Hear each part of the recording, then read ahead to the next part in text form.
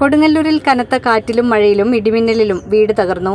കഴിഞ്ഞ ദിവസമുണ്ടായ ശക്തമായ ഇടിമിന്നലിൽപ്പെട്ട് പുല്ലൂറ്റ് കോഴിക്കട 16-ാം ഉന്നതിയിൽ താമസിക്കുന്ന വെളുത്തേരി സലാമിന്റെ വീടാണ് തകർന്നത്.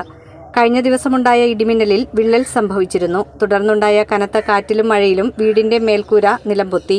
തുടർന്ന് ഭിത്തി ചെരിഞ്ഞു വീഴുകയായിരുന്നു.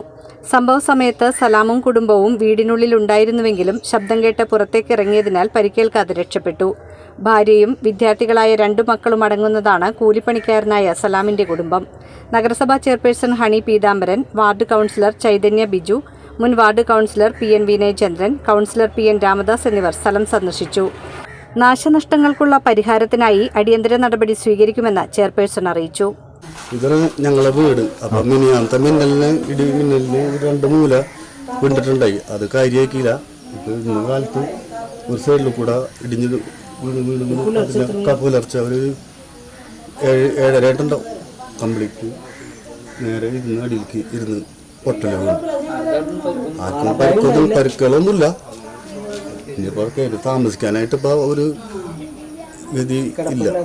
ഞാനൊരു കൂലിപ്പണിക്കാരനാണ്. ഞാനൊരു വയ്യാത്ത ആളാണ്. ഞരമ്പിൻ്റെ കഴുത്തിൻ്റെ ഒരു വയ്യാത്തൊരാളാണ്. പിന്നെ എൻ്റെ ഭാര്യ 2 മക്കളുള്ളൂ. ഇതാണ് അവസ്ഥ ഞങ്ങളുടെ.